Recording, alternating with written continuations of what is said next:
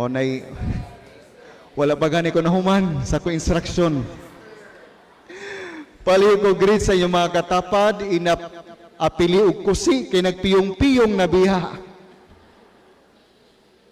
Happy Easter sa tanan.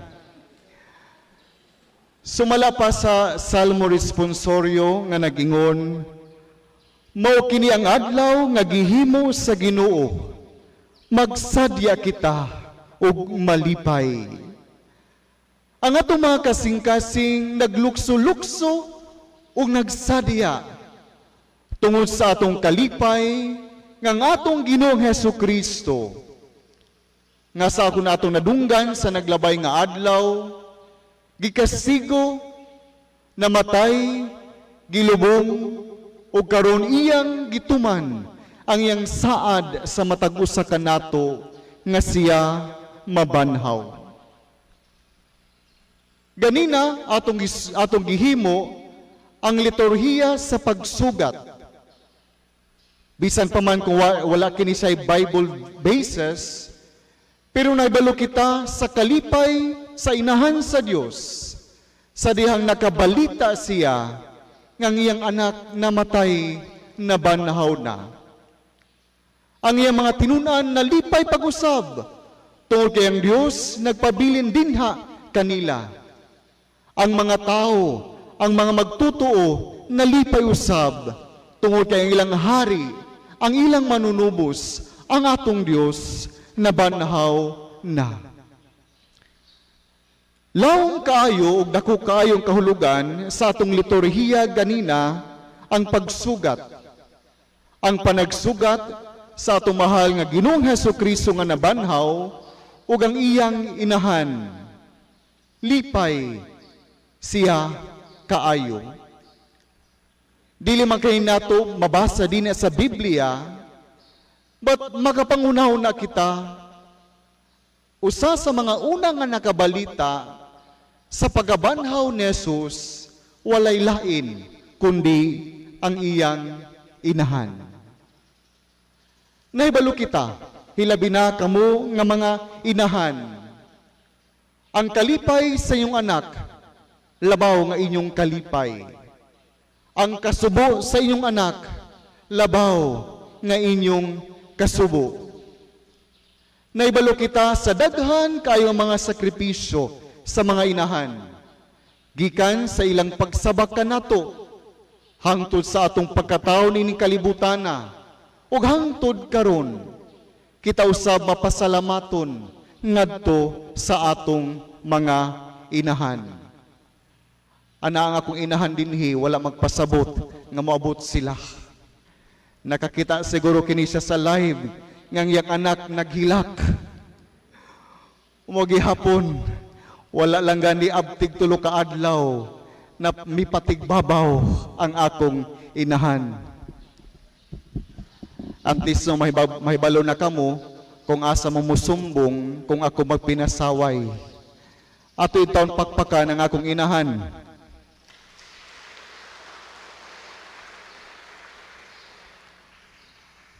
Dili biya lalim nga na kay anak nga medyo buutan o medyo pasaway. Magigsunon ko ni Kristo, atong duyugan ang atong mahal nga Birhen Maria sa iyang kalipay. Atong ubanan ang atong mahal nga Birhen Maria sa iyang pagsadya sa pagkabanhaw sa iyang anak. Nining adlaw sa atong pagsaulog sa Domingo sa pagkabanhaw, misa sa sugat, ang kalipay natong tanan, it cannot be contained dina sa usalamang kaadlaw. Anak kita'y pagabuhaton nga oktaba, the octave of Easter. Kung diin adlaw-adlaw atong awiton ang himaya sa Dios. Glory to God in the highest. Kasi natian nato matagusa nga kung anaga ni kita'y maayo nga balita nga nadawat, dili kini nato pwede nga dili isumat. Siguro pwede nato siyang hipuson pila ka adlaw. Pero nga mga kasing-kasing mubuto gayod tungod sa atong kalipay. Unsa na lang ang atong kalipay nga atong nasinati karon? Wala lamang kita, no? Magdaog sa loto. Wala lamang kita makadawat siguro og bonus. Wala lamang siguro kita makadawat og grasya, kundi dako kaayo nga grasya ang atong nadawat. Walay lain kundi ang pagkabanhaw sa atong Ginoong Hesukristo. Nining may mayaong panahon sa pagkabanhaw, atong tugutan ang atong Haring Ginoo nga maghari sa atong kinabuhi. Atong ihatag ang atong kinabuhi kaniya, ang kaluoy nga nagpakatawo. Ang atong kasing-kasing padayon nga magdilaab para kang Kristo sa tanang putlo sa atong kinabuhi. Makaigsoon ko ni Kristo ang atong pag-ampo nga kita padayon nga makasinati sa relasyon nato sa Ginoo, kauban ng Ginoo, o kita magsaulog usab sa bagong kinabuhi nga nagagikan walay lain kundi sa nabanhaw nga Ginoo. We are Easter people. Dili kita magpabilin sa Semana Santa. Salita no kung makasukat gani kamo og mga tao karong adlaw nga nagmugot pa. Inaan ninyo, move on na, Easter na. Nganong nagpabilin nga Berni Santo man lang gihapon ang imong nawong. Move on na, uswag na. Tote kita, giluwas na ni Kristo.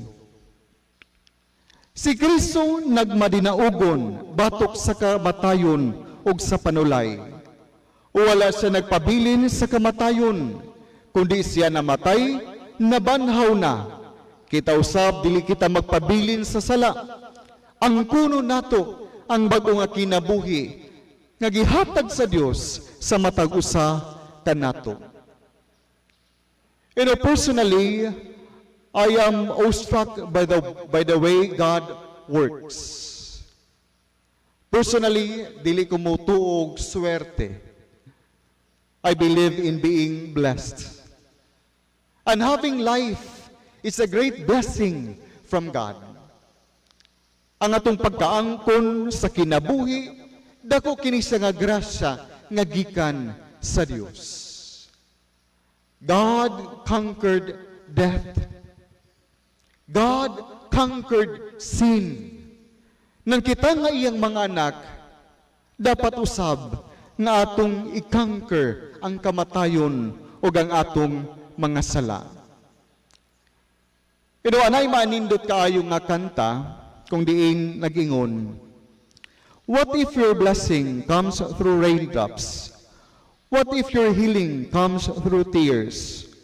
What if 1,000 sleepless nights is what it takes to know that you are near? Siguro kung dito kita kauban si Jesus, makaingon siguro kita wala na'y paglaom. Ang Ginoo nga mong gisaligan, ang Ginoo nga nagtambal ka namo, ang Ginoo nga mo'y nadunggan namo, nga mo'y nakapahupay sa amo makasing-kasing, ang Ginoo nga mo'y naghatag ka namo kinabuhi na matay na. And once we have heard that Jesus resurrected from the dead, nga nabanhaw gikan sa kamatayon, we cannot contain our happiness. We cannot contain our joy. What we have to do is to sing for joy. Mo kinang adlaw nga gihimo sa Ginoo, magsadya kita ug magmaya. When they crucified Jesus, Mary remained dinha ubos sa krus kauban ni Juan. All the apostles, ang tanan nga mga apostoles, mikagyo sila, nanago sila tungod sa ilang kahadlok. But Mama Mary was so brave to remain dinha tiilan sa iyang anak. Ug mo kana ang usa ka inahan dili gayud mobiya sa iyang anak. Mao kana ang usa ka inahan. Kung asa gani ang iyang anak, iya gayud kana siyang ngadtuon. Iya gayud kana siyang kumustaon. Mao siguro nga naa ang akong inahan karon. Ayaw kabalaka, mami, ana ako sa maayo nga mga kamot. Di ba? Ang mga taga-kalubian, mga buutan. Ang mga taga-kalubian, mapinanggaon. Ang mga taga-kalubian, mahigugmaon. Maritis lang, usahay. Joke. Mo ka na siya, ang usa ka inahan. Andam siya, nga muunong sa iyang anak. Andam siya sa pagsakripisyo alang ug para sa iyang anak. Nag-anggong kita nining bag-o nga relasyon, this relationship which is eternal. And let us continue to rejoice and celebrate. Jesus is alive. We are saved. Alleluia. Resurrexit sicut dixit. Alleluia. He has risen just as he said. Alleluia. Usa sa akong mga pamalandong nining Domingguha ug hangtod karon dili gayud nako masangtop ug matubag. Unsa kaha ang Domingo sa pagkabanhaw ni atong mga tao nga nabagyuhan. Sa mga tao nga nawad-an og manghinigugma sa kinabuhi. Katong mga tao nga nawad-an og mga panimalay. Katong mga tao nga nawad-an og mga panginabuhi. Katong mga ginikanan, katong mga igsuon nga hangtod karon naghinuwat lang gihapon nga makit-an ang ilang hinigugma sa kinabuhi under the earth or under the sea. Makita nato dinha sa telebisyon, sa mga balita. Anay mga pictures nga ato makita dinha sa internet. Vivid kaayo, no? Candid kaayo ang ilang paghilak, ang ilang kasubo, samtang sila nagpinangita sa ilang mga hinigugma nga hangtod karon wala pa makit-an. Ang ilang paghilak, ang ilang pagtiyabaw sa diyang ilang nakit-an, ang ilang mga hinigugma sa kinabuhi nga nahibutang na dinha sa body bag. Mga kaigsunan ko ni Kristo, Christ is risen and Christ is our hope. Siguro karon nasubo sila. We are very sure ni ana. Pero ang Diyos nga mao ang atong paglaom, our hope, maghatag gihapon dili lamang kanila kundi kanatong tanan. Nining kahayag nga taliwala sa kangitngit sa kinabuhi, taliwala sa problema nga atong gipasan nining kalibutana, taliwala sa mga kabalaka, ana ay paglaom nga nagpaabot sa matag usa kanato. We will be able to start a new life, a new beginning. Karong adlaw, solemne natong gisaulog ang pagkabanhaw ni Jesucristo. Ang atong mga pagbasa, nagpahinumdum kanato nga ang pagkabanhaw ni Jesus dili lamang kini sa historical nga mga panghitabo, kundi siya makabagong kinabuhi nga panghitabo dili lamang kang Jesus, pero kanatong tanan nga nagtuo kaniya.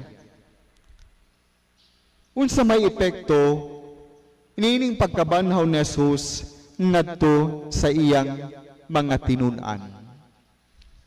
Gikan sa ilang kahadlok, anaa ang ilang kaisog. Gikan sa ilang pagtago, ilang gipadayag, ilang gipakita ang ilang kaugalingon. Gikan sa ilang pagkapildi, karon sila madaugon. Jesus was not just an illusion. Yes, nabanaw siya din sa iyang glorified body.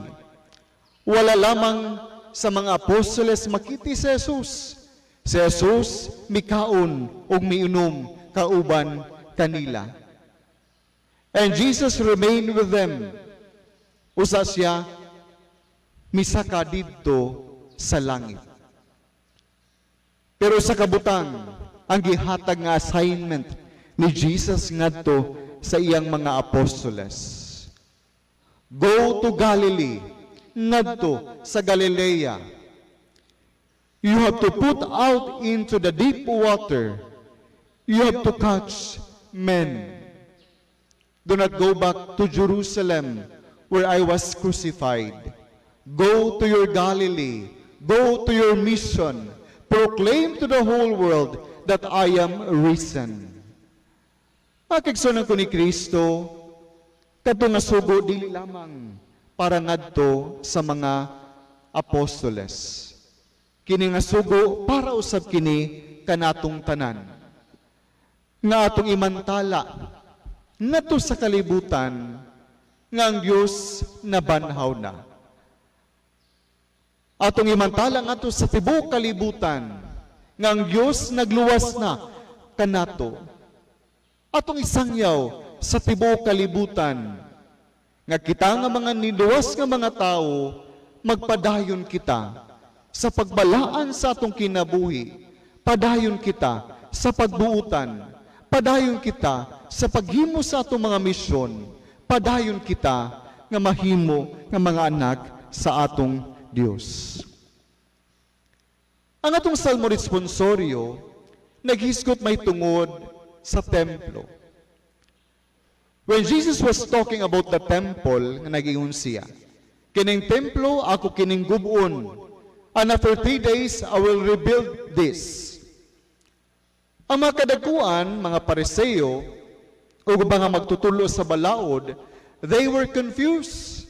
Nagyon sila, how can this man rebuild this temple? We built this for many years. And during the time of Jesus, wala pa mga heavy equipments. Bisan nga ni ang nakita mga heavy equipments karon, it is very impossible to rebuild a temple just for 3 days.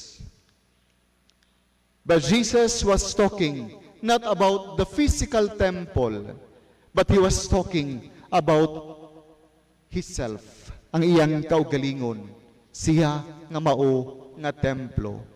He was resurrected, siya nabanhaw.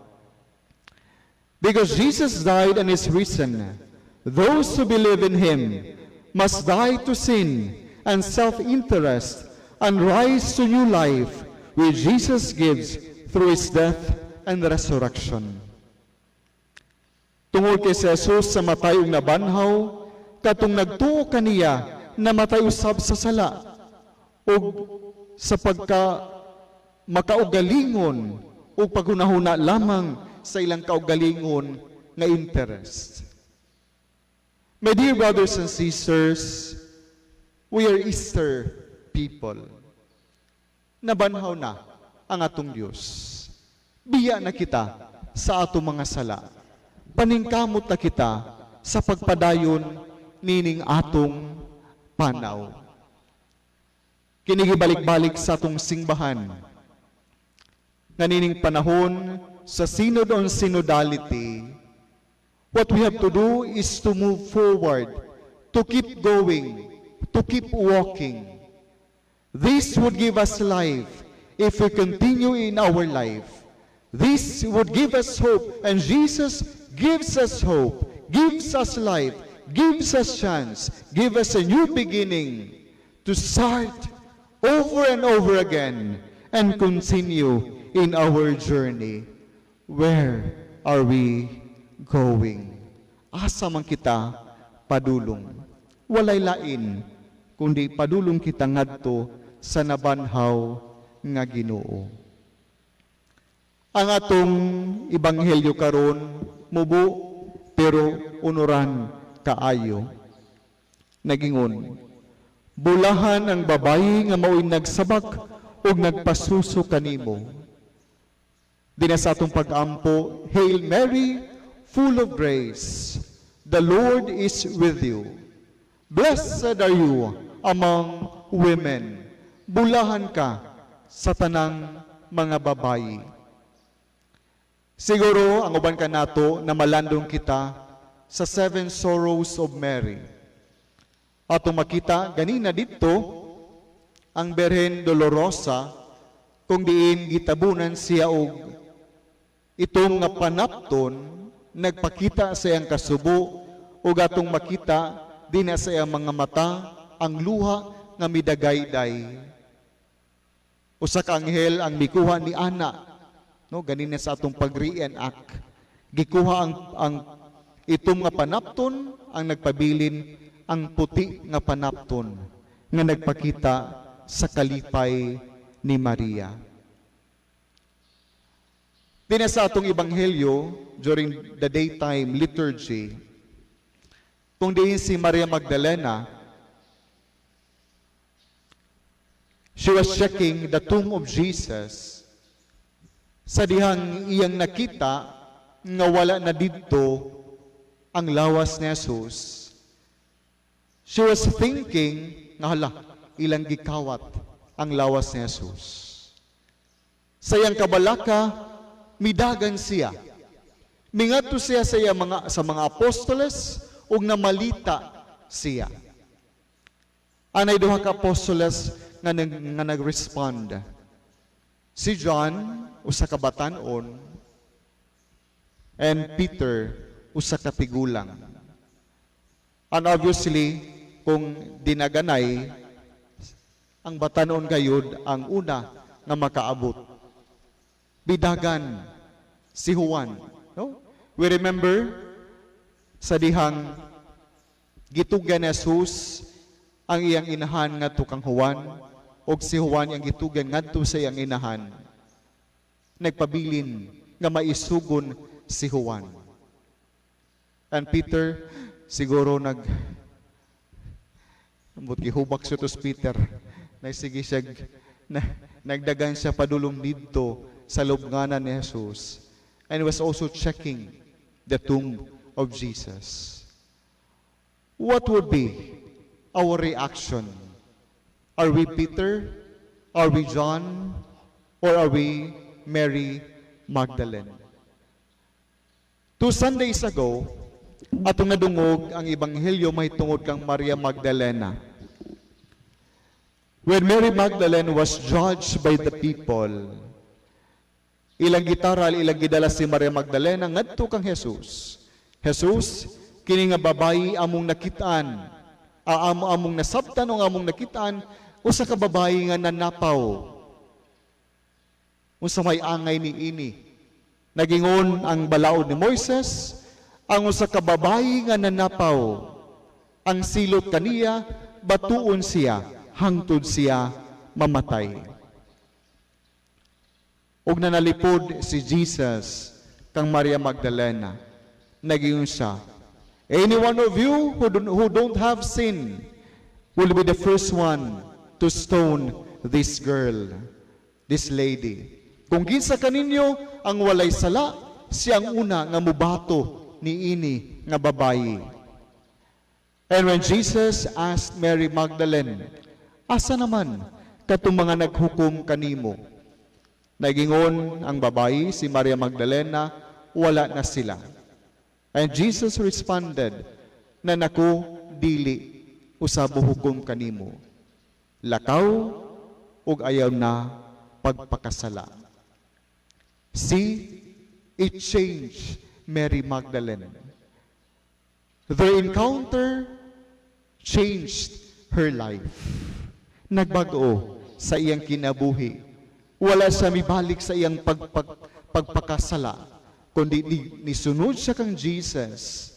Iyang gipuy-an o iyang gitindugan ang iyang saad ngadto kang Jesus. Same as we. Anak kita'y daghan kay nga mga saad nining panahon sa naglabay nga panahon sa Semana Santa, sa panahon sa Kwaresma. We promise to Jesus to try our very, very, very best not to commit sin anymore. That we will try our very, very, very best to follow Jesus sa tanan nga atong makaya. And we promise to Jesus to stay with Him whatever it would take. Are we John? Kita ba si Juan Bautista nga nagpabilin dinha kang Jesus? Wala siya mitago. Ito usa sa mga descriptions kang John the Beloved, no? Ang hinigugma nga apostoles ni Jesus. Ngano kano nga beloved man siya? Tungod kay nagpabilin man si Juan ngadto kang Jesus. Sayang pag-abot dito sa lubnganan, diha iyang gitagpi-tagpi o iyang gitaytahi ang tanan nga iyang nadunggan mahitungod kang Jesus. When Jesus was proclaiming or when Jesus was telling the apostles about His death and resurrection, wala sila makasabot niini. But during that time, when John witnessed an empty tomb, misuro siyang una-huna, Jesus fulfilled His promise. Siya nabanhaw. Or are we Peter? Si Peter, uli siya niabot. O sayang pag-abot dito, naglisod siya sa pagsabot o pagtuo nga nabanhaw ang Dios. Why? Nga numan, tungod kay iya biyang gilimod si Jesus. Iya biyang gibiyaan si Jesus. Siya nga sinaligan ni Jesus, siya usab ang laglimod kang Jesus. It was so heavy for Peter to accept the mercy of God because of the heaviness of his sin. My dear brothers and sisters, magpadayon kita nining atong pagpanaw. Magpadayon kita nining atong paglakaw. During the time of Jesus, a testimony of a lady, ang testimonya sa usa ka babayi, it seemed nonsense, no? But Mary simply proclaimed the truth of her personal experience. Ingon pa, kung mahimo nga witness ang babayi during the time of Jesus, wala kini siya bearing, murag dili kini siya pamation o dili kini siya reliable. But unsa may gibuhat ni Maria Magdalena, iya lang giproclaim kung sa iyang nakitaan. Iya lang giproclaim kung unsa usab ang iyang wala makitaan. We have to proclaim to the world, my dear brothers and sisters, that Christ has risen. Christ will remain with us. Resurrexit, sicut dixit. Alleluia. Amen.